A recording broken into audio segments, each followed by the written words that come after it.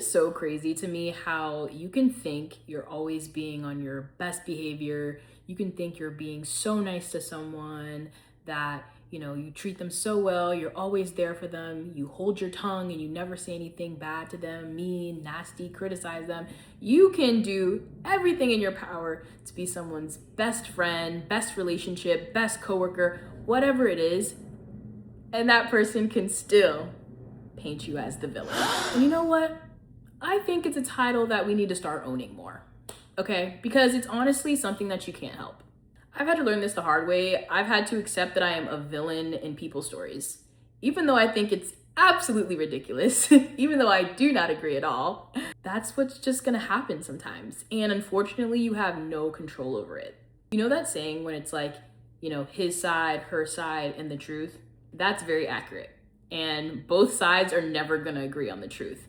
We all have our own perspectives. We all have our own projections, how we internalize things, how things affect us. We all have our own perception of reality. And sometimes it might just not match. And you have to realize that that's okay. You know what I mean? I think sometimes in my life, I've gotten so upset and I've had to prove myself. I'm like, I'm not the villain. They did something to me. I'm the victim. you know what I mean? And it's like, well, that's my perception of the story, but it might not be theirs.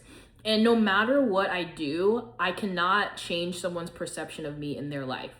I honestly might be the villain in their head, in their story, but that doesn't make me a bad person. And I honestly dealt with this more when I was not being authentic to myself, right? I think in a lot of relationships and different dynamics, we always try to be on our best behavior, like I mentioned, just kind of being who we think the person wants us to be instead of just acting authentically and being organically ourselves. And that's where the mix-up happens, right? Because it's like the more I try to be someone who I want them to perceive me as, the more misunderstandings happen. And that's what's the most frustrating thing. I can think that I'm being the best friend to someone and I'm giving them exactly what they need, and it still might not be enough.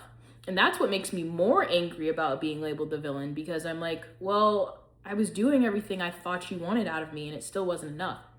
But if I'm acting authentically in the relationship and I know my heart, I know my intentions, I know deep down I'm a good person and I am just being my authentic self and behaving the ways that I want to, I will feel less bad about being labeled the villain because I know who I am and I was expressing myself truthfully and honestly.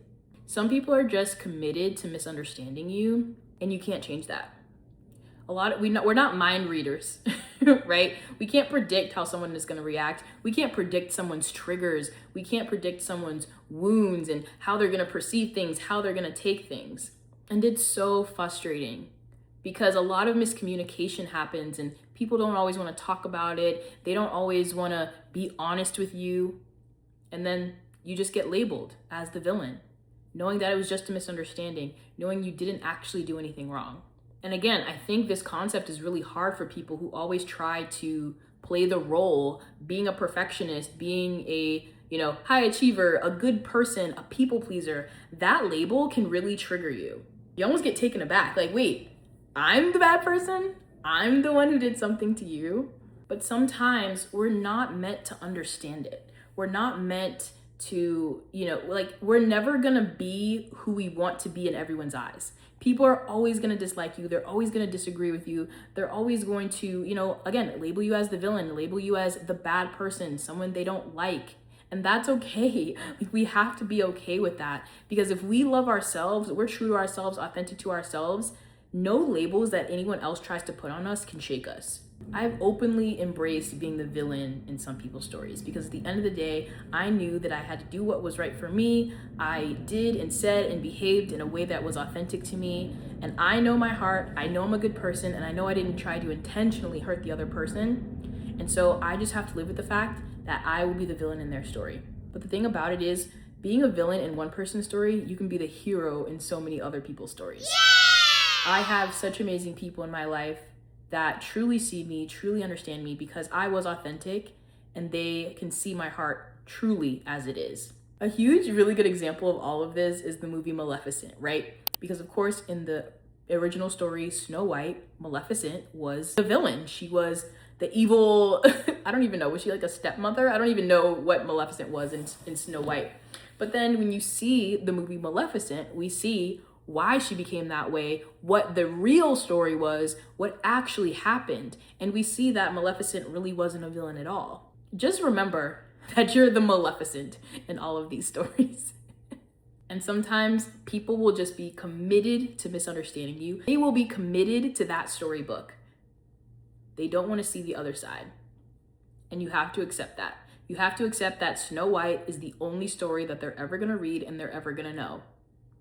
But deep down inside, you know the Maleficent story. You know who you are, you know your intentions, and you know what the truth is. So keep being you. Don't dim your light. Don't suppress your speech. Don't let people, walk all over you, and don't behave in ways that you think are going to make people happy, because you honestly cannot win.